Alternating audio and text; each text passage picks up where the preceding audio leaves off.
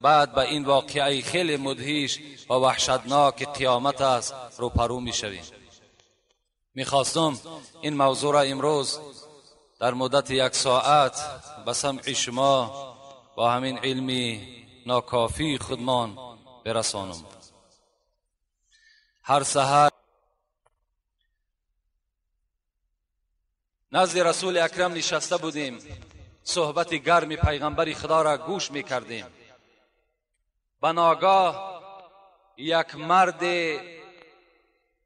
در این مجلس ما حاضر شد. چنان لباسی سفید داشت که این چنین سفیدی را در هیچ لباس دیده نمیشد. سواد و شعر، موی سرش چنان سیاهی بود که هیچ سیاهی به این موی سر مانند نبود. لا یرا علیه اثر السفر. و این مردی که در مجلس ما اشتراک کرد، نشانه های مسافری هم در بدنش مشاهده کرده نمیشد، زیرا لباسش هیچ گرد و غباری نداشت. یک باره در مجلس ما پیدا شد. ولا یعرفه منا احد. این جمعیتی که ما در اطراف پیغمبر نشسته بودیم، کسی این مرد را نمی شناخت. مردی ناشناس حاضر شد. وقتی پیغمبر را دید گفت السلام علیکم یا محمد صلی الله علیه و سلم. این در روایت مسلم میگذرد. در روایت بخاری باز بغیر سلام ذکر می شود. سلام دادن. حضرت عمر میگوید فجلس عند رسول الله صلی الله علیه و سلم فاسند رکبتیه الی رکبتیه و وضع کفیه علی فخذیه. عمر میگوید وقتی این مرد ناشناس معرکه ما که داخل شد، زانوهای خودم میگه چنان به پیغمبر خدا نزدیک کرد که زانو به زانو به پیغمبر نزدیک شد و نشست و دستهای خودم میگه بالای همین ران خود گذاشت و قال اخبرنی عن الاسلام. محمد بر من خبر بده اسلام چیست؟ فقال صلی الله علیه و سلم ان تعبد الله ولا تشرك به و تقیم الصلاة و تؤتی الزکات و تحج البیت و تصوم رمضان. پیغمبر خدا در جواب این مرد میگه جواب داد اسلام این است: اولا عبادت کن خداوند را چنان بشمار که هیچ ذات و شریک ندارد. خداوند فرزند ندارد، خداوند پدر ندارد، مادر ندارد، اولاد و خویش ندارد. دوم 5 وقت نماز خواندن است. رسول اکرم سوال این مرد جواب گفته ایستاده است. سوم زکات مال دادن است. چهارم اگر قوت داشته باشی حج کردن است. پنجم ماه مبارک رمضان روزه داشتن است. صدقت یا محمد فعجبنا. وقتی میگه رسول الله این جواب به این مرد گفت، این مرد گفت راست گفتی ای محمد. ما در تعجب افتادیم این کی هست که خود سوال میدهد باز خود تصدیق میکند. حضرت میگد باز این مرد میگد سوال دادن دوام داد. اخبرنی عن الایمان. از ایمان محمد بر ما خبر بده. رسول اکرم چی گفتند؟ ان تؤمنوا بالله و ملائکته و کتبه و رسله والیوم الاخر و تؤمنوا بالقدر خیره و شره. قال صدقت یا محمد.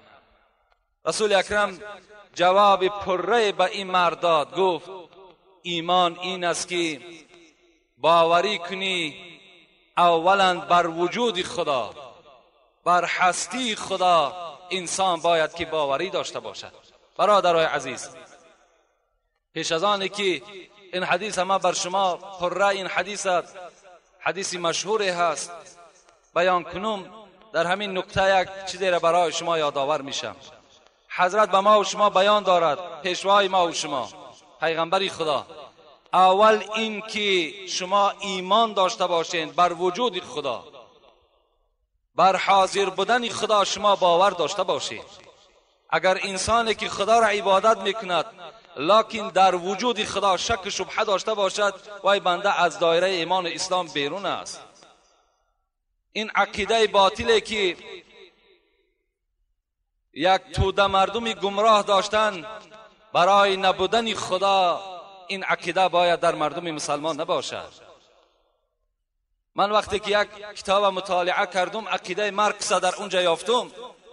مارکس گفته است خدا وجود ندارد، خدا انسان را نه آفریده است بلکه انسان خدا را آفریده است. این عقیده مارکس است و این دین اسلام گفته است. در عقیده کتاب در دست ماست. این دین اسلام گفته است دینی هست که بعضی ثروتمندها این ایجاد کردن برآوردن، خود نعمت این دنیا را میخورن لکن مظلوما و بیچاره ها را به نعمت اخروی وعده میکنن. این باطل است. این عقیده باید در مردم مسلمان ما نباشد.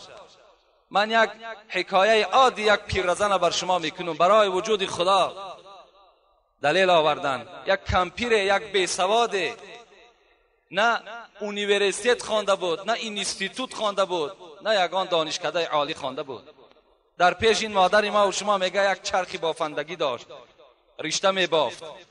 مردی از او سوال کرد ای مادر آیا برای وجود خدا یگان دلیلی داری؟ این مادر میگه دست از همون چرخه خود بیرون کرد، گفت فرزند من، گفت این چرخه که در پیش من میبینی این یک اسباب خیلی خرد است. این محتاج به سوی یک حرکت دهنده است، یعنی محتاج به سوی من است. همین من حرکت میدیم حرکت میکند، وقتی دست من میگیرم از حرکت باز میایستد. فرزند من گفت تصور کن این دنیای کلان، این آسمانی بی کنار، این زمینی بی حد، این ستاره هایی که از آسمان از زمین دیده کلان هستند، سرعت حرکتی تیز دارند. اگر اینا یک گرداننده نداشته باشند، اینا یک صاحب نداشته باشند، اینا با یکدیگر بر میخورند. عادی ترین یک عقیده یک پیرزن برای وجود خدا. حضرت ابو حنیفه ملحدان وقتی که این نزد پیشوای ما و شما حضرت ابو حنیفه آمدن پرسیدن ابو حنیفه برای هستی خدا دلیل داری؟ حضرت چی گفتن؟ گفتن من برای این سوال شما را جواب دادن 2 روز مهلت میگیرم. گفتن میلش. بعد 2 روز وقتی که حضرت ابو حنیفه رو پرو شد به این ملحدان، ملحد گفته کسانی هستند که انکار کننده خدا هستند، بر وجود خدا باوری ندارند. گفت ابو حنیفه برای چی برای یک سوال جواب دادن 2 روز مهلت گرفتی؟ حضرت ابو حنیفه گفتند من در یک فکری بودم، یک کشتی گفتن در یک بحر حرکت میکرد، بالای خودش بسیار متاعای زیاد داشت، چیزهای دنیایی بسیار بار کردگی بود، لیکن آدم نداشت، حرکت میکرد. همون من در فکر همو بودم که حالی او چی میشیده باشد. اینا گفتن ابو حنیفه تو عقل خود خورده، نخواه کشتی در بحر به آدم حرکت کند. گفت من منتظر همین سوال شما بودم. وقتی یک کشتی در بحر به آدم حرکت نکند، این دنیا را که حرکت میدهد؟ این دنیا آیا به صاحب است؟ اینقدر پرنده، اینقدر چرنده، اینقدر ماهی های در زیر بحر، اینا را کی جا بجا میکند؟ برگ درختان سبز در نظر هوشیار، هر ورقش دفتر است معرفت کردگار. برای آدم هوشیار، برای آدمی با خرد، با عقل، باور کن عادی ترین یک برگ خودش گواهی میدهد که خدای ما و شما وجود دارد. امام مالک وقتی گفتن اثبات کن خدا را، یک برگ توت میگه گرفت، گفت اینمی برگ توت میگوید که خدا وجود دارد. یک نظر کن، گفت همین برگ توت اگر یک حیوان خورد شیر پیدا میکند، حیوان دیگر خورد گوشت پیدا میکند، همین اگو یک کیرم خورد گفت رشته پیدا میشود، اگر همین زنبور خورد عسل پیدا میشود. آیا گو به همین باور نداری؟ دوستای خدا برای ما و شما یک عادی ترین قصه ها را برای ما و شما پیشکش کردند تا که ما و شما در دل دو دلگی پیدا نکنیم برای وجود خدا. ابو حنیفه را 10 سوال دادند، ملحدان 10 سوالش دادند. 3 سوال آخری همون چگونه بود؟ سوال بود خدا در کجاست؟ یکم سوال. دوم، ابو حنیفه شما میگویید که شیطان از آتش است، از آتش آفرید از خدا شیطانه، باز در روز قیامت به آتش همین شیطان عذاب میدهد، چگونه آتش عذاب میدهد؟ و سوم این که در ازل بنده نیکی و بدی کتابت شده است، باید که اون بنده به این نیکی و بدی دست بزند. پس چی لازم است که خدا اینها را در روز قیامت عذاب بکند؟ این 3 سوالی بود که در دوره هایی که ابو حنیفه طالب بود بچه بود سوالش داده بودند. حضرت میگه چیکار کردن؟ گفتن من احتیاج به یک چیزی دنیایی دارم، برای اثبات این 3 سوال شما برای من یک چیزی لازم است. گفت مرحمت چیزی لازم است بیار. حضرت خیستن یک کلوخ کلانی را میگه در دست گرفته آوردن و بر سر همین مردی که سوال داده بود بر سر همون با یک ضرب سخت زدن و میگه وزیرهای این کس همه هجوم کردن، دشنام دادن. گفتم دشنام ندهید، این عمل را من انجام دادم تا که از این مسئله من 3 سوال شما الحال خارج می شود. گفتن چگونه؟ گفتن از همون مردی را که زده بود ابو حنیفه پرسیدش آیا از همین ضرب کلوخی که من در سر تو زدم آیا درد در وجود تو پیدا شد؟ گفت بله. گفت خونها از سر من حرکت کردند برآمدند. گفت درد از کجا برآمده ایستاده است؟ گفت از جای زخم. گفت همون درد را برای من عیان کن، نمایان کن که همون درد در کجاست. یعنی همون درد با چشم دیده می شود؟ گفت نه، درد را با چشم دیده نمی شود. گفت درد با چشم دیده که نشود این مخلوق خداست، درد این خالق از کجا دیده می شود؟ وقتی خدای ما و شما میگه لا تدرک الابصار و هو یدرک الابصار، خدا خودش در سوره انعام میگوید من چنین ذاتی هستم که چشمهای شما مرا دیده نمیتواند، لکن من همه شما را میبینم.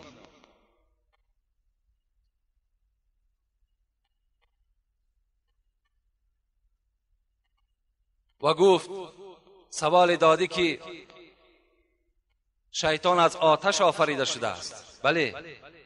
وقتی شیطان خدا امر کرد که آدم سجده کن گفت خلقتنی من نار و خلقته من طین، ای خدا گفت تو مرا از آتش آفریدی و یا از خاک آفریدی، آتش از خاک افضلتر است، ما وای سجده نمی کنم. و این ملحد گفت تو وقتی میگویی که از آتش آفریده شده است پس چگونه آتش می سوزاند؟ گفت ای بنده نافهم، تو گفت از خاک آفریده شدی و این کلوخی که من در تاری سر تو زدم اینم از خاک بود. آیا خاک از خاک گفت عذاب نکشی؟ آیا به خاک زدم گفت تو در من نشدی؟ گفت این همون است. گفت خدا رحمت چون کند، رحمت و مغفرت چون کند. باور کن چنین جوابهای گفتن که اگر گمراه ترین انسان باشد به این جوابهای ابو حنیفه قانع می شود. و در این باب بسیار صحبتهای دارد، میخواهم دوام صحبت میریم. حضرت جواب دادن یکم این که به وجود خدا ما و شما ایمان داشته باشیم، دویم به ملائکه های خداوند ما و شما باوری داشته باشیم، سوم به کتاب هایی که از جانب خدا آمده است ما و شما باوری داشته باشیم، و چهارم بر روز قیامتی که برپا می شود بر او ما و شما باوری داشته باشیم، و تقدیر نیکی و بدی از جانب خداست به این هم ما و شما باوری داشته باشیم. این مرد سوال دهنده چی گفت؟ راست گفتی محمد، اخبرنی عن الاحسان. سوال سیوم از تو میکنم، مرا از احسان خبر بده. احسان چیست؟ قال ان تعبد الله كأنك تراه فإن لم تكن تراه فإنه يراك. رسول اکرم در جواب این مرد چی گفت؟ خدا را چنان عبادت کن که همچنانی که وی را تو میبینی، اگرچه خدا را تو نمیبینی خدا تو را میبیند. این مرد سوال دهنده گفت راست گفتی محمد، اخبرنی عن الساعه از قیامت مرا خبر بده. قیامت کی می شود؟ قال رسول الله صلی الله علیه و سلم ما المسئول عنها باعلم من السائل. جواب دهنده از سؤال دهنده دیده به علم تر است، گفت پیغمبر. علم من، گفت رسول اکرم، ای سؤال دهنده، از علم تو دیده کمتر است. من در باب قیامت چیزی نمیدانم. ولکن ساخبرک عن اشراطها. لیکن ای مرد، گفت من از چند نشانه قیامت بر تو خبر میدهم. رسول الله سر کردند نشانه های آخرت. ان ترى الحفاة العراة العاله رعاء الشاء یتطاولون فی البنیان.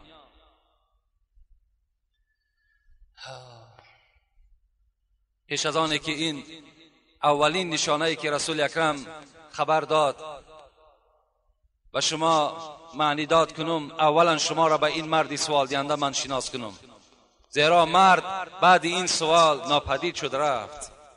ثم انطلق فلبست ملیا. عمر میگوید این مرد از جای خود خیست بعد از شنیدن نشانه های قیامت. فلبست ملیا، پوشت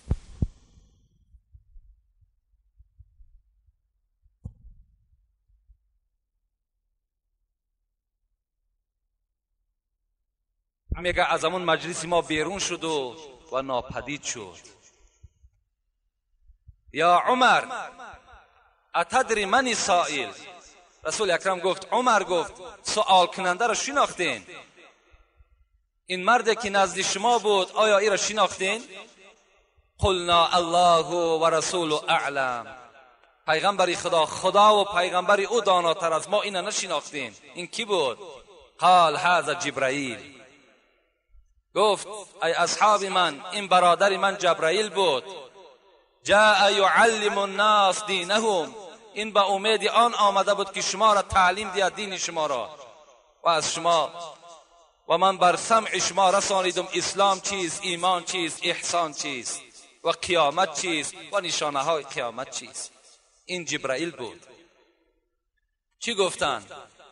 رسول الله چگونه معنی داد کردند؟ گفتند زمان می شود ای امت من، حفات العرات العاله، کسانی که حفات بودند. حفات گفته پاپوشی نداشتند، پای افضال نداشتند، یعنی پای لوچ بودند. عرات یک کرته نداشتند که در بدنشان بپوشند. عاله طایفه که فقیر بودند، نان خورده نداشتند. رعاء الشاء کسانی که در بین شما چوپان بودند، خدمتگار ثروتمندها بودند. یتطاولون فی البنیان.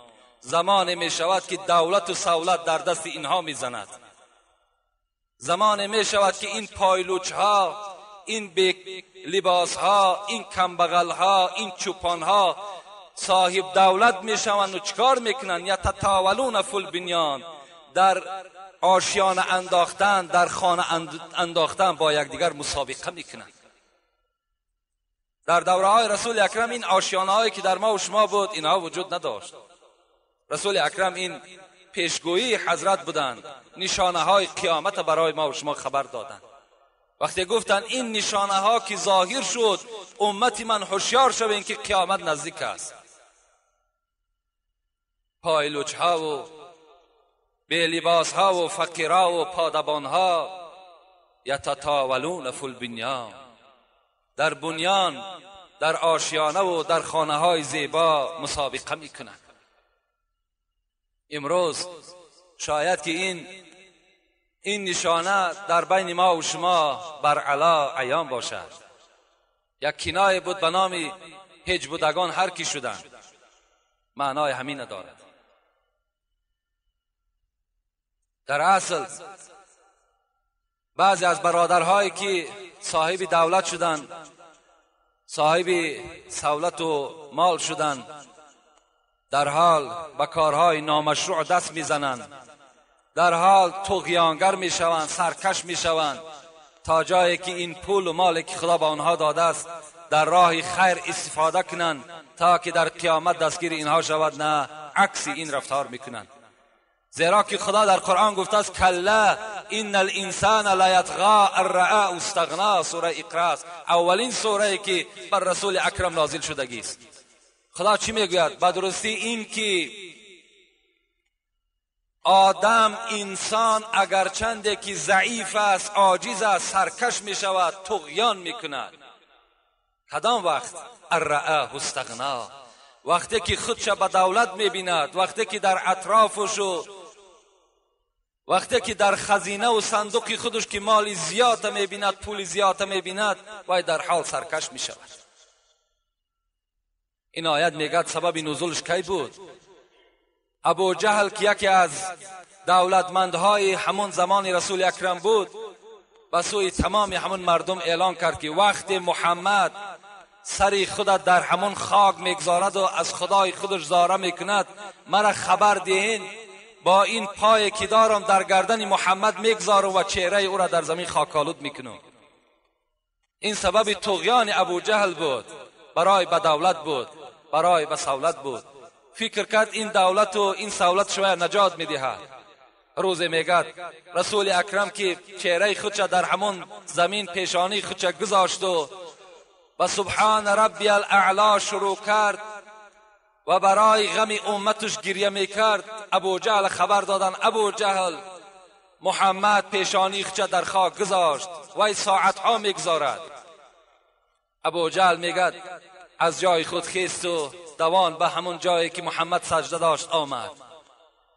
به مجرد مفسر قرآن میگوید نزدیک شد، یک چهره ناخوب در ابو جهل پیدا شد و پس گشت. میگد نزدیک نشد. وقتی از او رفیقاش پرسیدن چیکار کردی؟ پات نگذاشتی در گردن محمد؟ گفت قسم به ذات و قسم به لات و عزا، اونها یک بوت داشتن، هیکلای امروزه ما و شما واری نامه هاشون لات و عزا بود.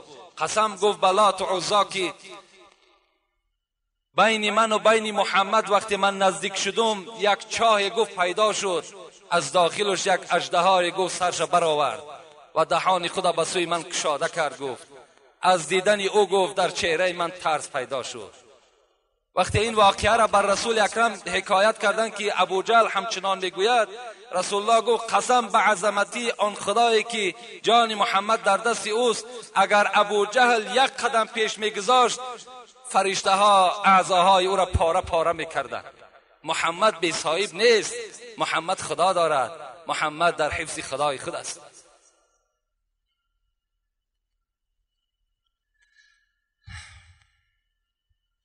اذا كانت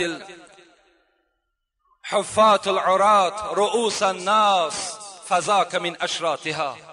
رسول اکرم باز دوام دادند، گفتند هر وقتایی که اگر پایلوچ ها و هر وقتای بی لباس ها رؤوس الناس در مردم سردار انتخاب شدند، فذاک من اشراطها، اینم گفت از نشانه قیامت است. وقتی پیشوای شما گفت آدمهای پایلوچ و آدمهای نادان، آدمهای نامناسب پیشوای شما میشوند و سردار شما میشوند، اینم گفت رسول اکرم از اشراط ساعت است، اینم نشانه قیامت است.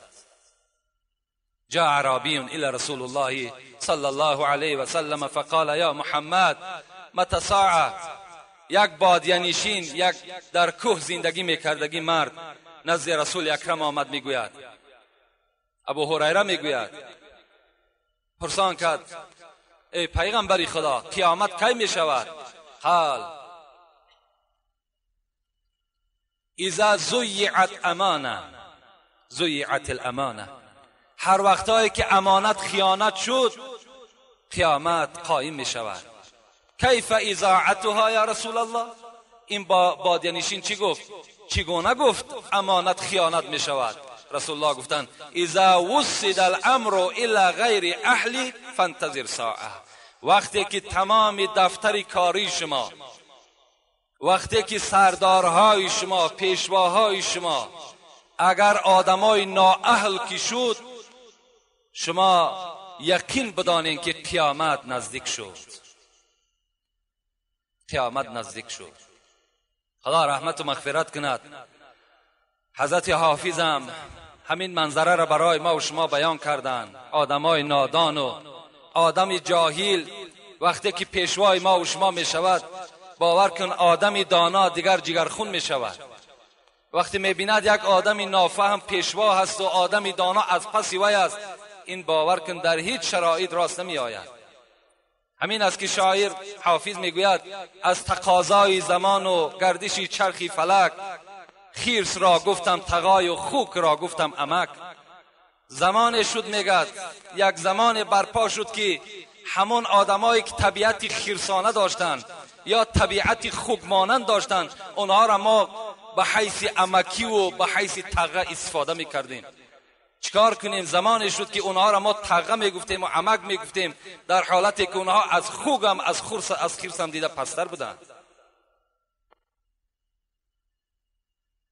این چی شور است در این دور قمر میبینم، این چی شور است در این دور قمر میبینم.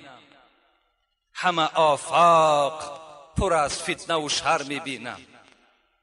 رسول اکرم وقتی بالای کوه مدینه برآمد، و سوی اصحاب خود میگد، فریاد زد، گفت ای اصحاب، گفت بالای امت من گفت فتنه مثل باران میبارد. چنان فتنه میبارد که از تیزی باران هم دیده فتنه را زیادتر میشود. حضرت هم را بیان دارد این چی شور است در این دور قمر میبینم. همه آفاق پر از فتنه و شر میبینم. این چی شد؟ این چی گردش ایامی هست که پیغمبر خدا بر ما خبر داد که در تمام منطقه، در تمام شهر، در تمام ممالک این شور و این فتور و این نافهمی ها پیدا شد. این چی شور است در این دور قمر میبینم. همه آفاق پر از فتنه و شر میبینم. هیچ شوقت نه برادر به برادر دارد، هیچ مهر نه پدر را به پسر میبینم. هیچ شوقت نه برادر به برادر دارد. امروز ما جنجال بین دو برادر را خلاص میکنیم. دو برادری که از یک پدر از یک مادر هستند، اونها را جنگ اونها را ما خلاص میکنیم، رفته اونها را مصلحت میدهیم. اینا همه نشانه قیامت هستند. هیچ مهر نه پدر را به پسر میبینم. حتی مهر پدر از فرزند کنده میشود. دیروز یک فرزند در نزد من شکایت کرد، من نام او را نمیگیرم، گفت داملا، گفت نزد پدرم میرم میگد که نزد من تماما نیا که دعای بدت میکنم. برای خاطر زنش، برای خاطری که زنی نو گرفته است، پیش من نیا بچم که من ترا دعای بد میکنم، کی لازم شدی من ترا دعوت میکنم. ای حضرت ها بیهوده نگفتند هیچ مهر نه پدر را به پسر میبینند. مردمان روز بهی میطلبند از ایام، مشکل این است که هر روز بدتر میبینند. هر روز ما دعا میکنیم، هر روز خاص ما آرزوی ما این است که بهبودی میشود، بهبودی میشود، لکن روز به روز مشکلات و نافهمی در بین ما و شما پیدا شده ایستاده است. ابلهان را همه شربت ز گلاب و قند هست. ببین این مصرع شعریش همین حدیثی که الحال با شما گفتم. آدمای جاهل، نامناسب، نامطلوب، نامعقول، احمق پیشوای ما و شما میشوند. ابلهان را همه شربت ز گلاب و قند هست، قوت دانا همه از خون جگر میبینند. کجا یک دانا هست بیچاره حالش وزنین است، کجا یک آدمی با خرد است زندگی خوب دریاب کردن میتواند، کجا یک آدمی ابله است، کجا یک آدمی نافهم است در بهترین شرایط زندگی دارد. ابلهان را همه شربت ز گلاب و قند هست، قوت دانا همه از خون جگر میبینم. اسب تازی شده مجروح به زیر پالان، طوق زرین همه در گردن خر میبینم. طوق زرین زیب اسب داشت، این منصب و این پیشوایی زیب آدمی خواندگی و زیب آدمی دانا داشت، لکن این طوق زرین در گردن خر پرتافتن. حالان که برای خر همون جیل، همون پالانی که ذکر کرد، همون جیل کونه مناسب بود، نه این طوق زرین. دختران را همه جنگ است و جدال با مادر، پسران را همه بدخواهی پدر میبینه. هر روز جنگ بین مادر و بین دختر است. هر روز فرزندها آرزو میکنند که این پدرها از بالای سر اونها دور شود. پسران را همه بدخواه پدر میبینند. پند حافظ شنو ای خواجه، برو نیکی کن که من این پند به از گنج و گوهر میبینم. حضرت گفتن ای مردم، گفتن آگاه باشید، این پنده که من میگم این از خون جیگر است.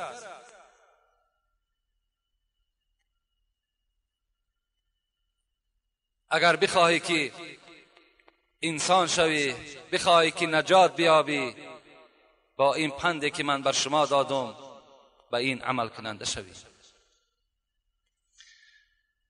دیگر نشانه قیامت پیغمبر خدا چی گفتند؟ عرق آشکار می شود.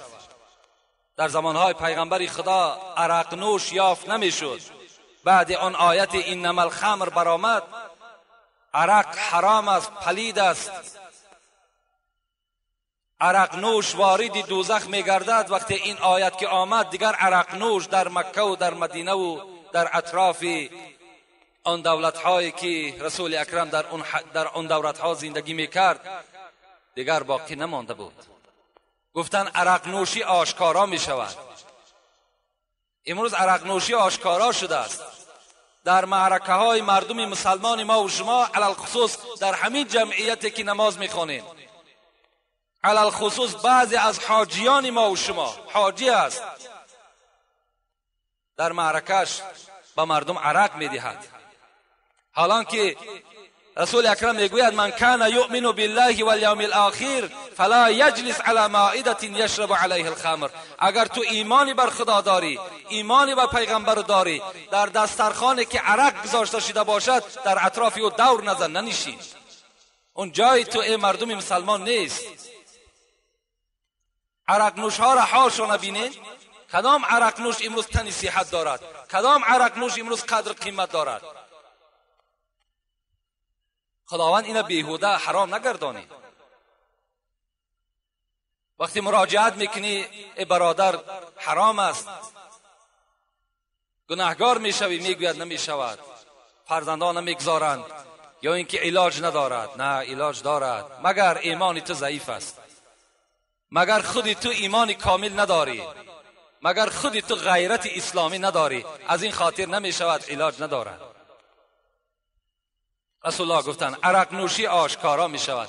امروز در اکثر همون جوانایی که در خانه بگیم شکف داریم یا شفنیر داریم، در اکثرش برای زیبایی باز عرق ها هم گذاشته شده است. شما فراموش نکنین پیغمبر خدا میگوید در کدام خانه ای که می وجود داشته باشد در اون خانه ملائکه رحمت داخل نمی شود. اونا را دور پرتاییم. باز یک برادر سوال کرده است اگر از خانه گرفته او را برده فروشیم و پولی او را استفاده کنیم و جایز است. رسول اکرم میگوید اذا حرم الله شیئا حرم ثمنه. اینا مسلم ترمذی روایت کردند. هر چیزی را که خدا حرام گفته است پولی و هم حرام است. عرق زیاد می شود گفتن پیغمبر. زنا آشکارا می شود گفتن رسول اکرم. زنا هم آشکارا شد. و در دوام این اشراط ساعت چی گفتند؟ گفتند مردها عددشان کم می شود. عدد مرد خیلی کم می شود. حتی یکون ل50 امرأه قیمه واحد.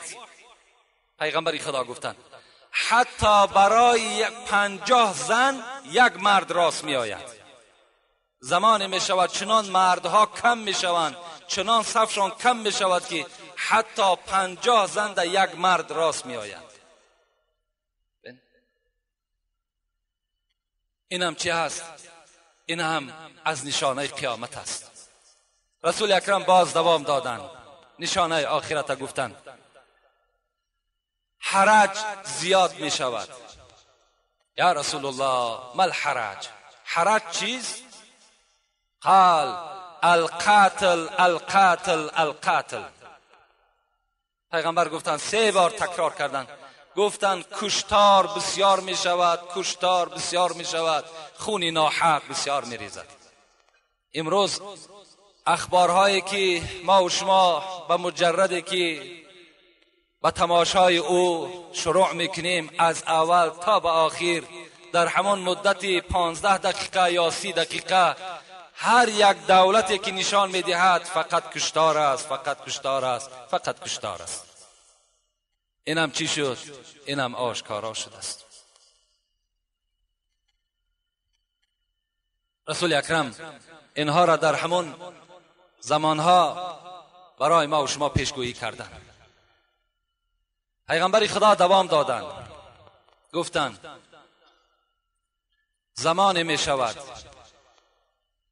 تقاتلكم اليهود فتسلطون عليهم فيقول الحجر يا مسلم وراء يهودي فاقتله. پیغمبر خدا گفتند زمان می شود که شما ای مردم مسلمان با مردم یهودی جنگ میکنید. جنگ افتتاح می شود، مسلمان با قبیله یهود جنگ میکنند. فتسلطون علیهم، لکن عاقبت جنگ پیغمبر خدا گفتند ظفر به مسلمان ها انجام می‌یابد. مسلمان ها در این جنگ بین یهود غالبیت به دست بیارند. چگونه گفتن پیغمبر؟ فیقول الحجر، حتی همین سنگهای کلانی که هستند اینها زبان میکشایند و میگویند یا مسلم وراء یهودیون، ای مسلم احتیاط شو و نزدیک من بیا که در پس من یهودی هست، فقتله و یا قتل کن. این زمان هم گفتم پیغمبر خدا نزدیک می شود. این زمان هم گفت بالای شما ای امتی من می آید. دوام می دهیم دیگر نشانه قیامت. لا تقوم الساعه حتى یبعث دجالون کذابون قریبا من 30 كلهم یزعم انه رسول الله. زمان می شود گفت پیغمبری خدا دجال ها می برایند. الحال صحبت ما به دجال کلانی نمی رسد، وقتی ما خیلی کم است.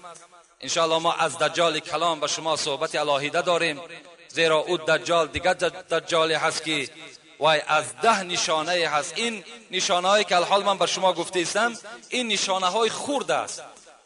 قیامت 2 نشانه دارد، یکی نشانه های خرد، دیگر نشانه های کلان. این دجالی که یک چشم دارد و بین شام و بین عراق می براید و تمام مردم گمراه می کند، این دجال کلانی است. این من صحبت و جمعه های آینده می پرتم. رسول الله گفتند دجال ها می براید، یعنی فریب دهنده ها می برایند. قریبا من 30، اینها قریب که 30 نفر هستند. قریب که 30 نفر تا روز قیامت 30 دجال دیگر می براید. این 30 دجال، این 30 نفر گمان میبرند این که اونها پیغمبر هستند، در اصل کذابون، اینها دروغ میگن. بعد من دیگر پیغمبری خاتمه شد. در دوره های پیغمبری خدا مسیلمه برآمد. مسیلمه کذاب در قصه ها میگذرد، دعوای پیغمبری کرد. در دوره های ابوبکر وقتی رسول از دنیا گذشت دایرش بسیار وسیع شد، مردم بسیار در اطراف جمع کرد، لکن ابوبکر صدیق با مبارزه ضد او جنگ اعلان کرد. این مسیلمه را در این جنگ چکار کرد؟ نابود کرد. چندین قاری ها، چندین حافظای قرآن در ضد مسیلمه کذاب به شهادت رسیدند. و الحال ما و شما آگاه هستیم. یک برنامه در مجله بود که در خودجندم یک پیغمبر برآمد. شما آن مجله را خواندین که وی هم دعوای پیغمبری کرد و قبلش جدا کرد و گفت بر من چندین آیت ها آمده است به نام آیت کارپرتایی، به نام آیت ماهیگیری. اینها را این پیشکی هم برنامه ها داشت، لکن این هم از جمله همین 30 نفر دجال های هستند که پیغمبر خدا پیشگویی کردند، اینها چیکار کردند؟ برآمدند. تا بین این و تا بین اون مسیلمه کذاب چندین تا دیگه برآمده است. شاید باز تا قیامت چندین نفرهای دیگه باز برآمد کنند، لکن شما اینها را باور نکنید. اینها دروغ میگویند، اینا همه دروغگو هستند، اینا کذاب هستند. اینا جنهای دارند که اون جنها کافر هستند، اینها را وسواس میکنند که شما پیغمبر هستین و من جبرائیل هستم برای تو وحی میارم. اینا گمان میکنند که پیغمبر هستند، در اصل پیغمبر تمام پیغمبری خاتمه شد. این رسول اکرم هم چیکار کردند؟ برای ما و شما پیشگویی کردند. و دیگر نشانه آخرت رسول اکرم گفتند که حضرت ابو هریره میگه سمعت رسول الله صلی الله علیه و سلم یقول، پیغمبر خدا گفتند لا تقوم الساعه، قیامت قائم نمی شود مگر کدام وقت؟ یک مرد می براید ذو سویقتین من الحبشه یخرب الكعبه. سبحان الله. یک زمان گفت می براید، یک مرد می براید که پاهای خیلی باریک دارد، پایهاش باریک است، پایهایش خیلی باریک است، خودش سیاه پوست است، قدی پس دارد. یخرب الكعبه، همین کعبه مکه مکرمه را خراب میکند، کعبه را چپه میکند.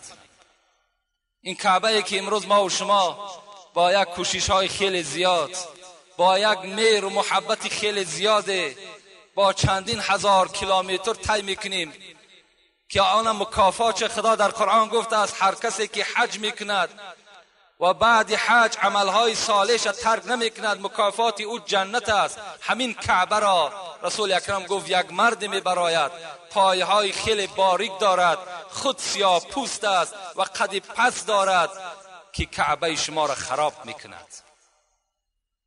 سبحان الله. خدایا از او روز ما را پناه طلب میکنیم به سوی تو. کاش که او روز ما و شما نبینیم و الی آدم مسلمان حقانی به دیدن این منظره شاید که دیگر در دنیا زندگی کردن نتواند. امروز ما با چشم شاد سر میبینیم که بعضی از مسلمانهای ما و شما زیر تیرها قرار دارند، عذاب و مشقت دارند، خانه ها ندارند، سرسان و سرگردان شدند. برای این قدر غمخوری میکنیم. وقتی کعبه مسلمان ها که چپه شود حال ما و شما چگونه میشده باشد؟ این بعضی از نشانه هایی که به سمع شما رسانیدم، این بعضیش هست. به نهایت زیاد گفتن پیغمبر، به نهایت زیاد گفتن از علامت های خوردش، لکن انشاءالله خدا خواسته باشد فکر میکنم همینش برای ما و شما کفایت کننده هست و میگذاریم با نشانه های 10 نشانه که پیغمبر خدا گفتن که خیلی نشانه های کلان است. از آن جمله آفتابی که از این مشرق می براید به سوی مغرب غایب می شود. قیامت که نزدیک شود از این جانب حرکت آفتاب سر می شود. آفتاب برآمد خدا، طلوع خدا از جانب مغرب می کند که آن روز دیگر در توبه بسته می شود، دیگر توبه ما و شما قبول نمی شود. و آخر دعوانا ان الحمد لله رب العالمین. پروردگارا اهل این جمعیت ما را اولا خدایا تنی صحت، عمر دراز نصیب و روزیشان بگردان. خدایا هر مراد و هر مطلوب و هر مقصدی که در دل دارند اگر نیک باشند خدایا برآورده خیر بگردان. خدای مهربان در دل همه ما بندگان محبت خودت را، محبت اسلامت را، قرآنت را و جمیع مسلمین روی دنیا را خدایا مستحکم بگردان. و خدای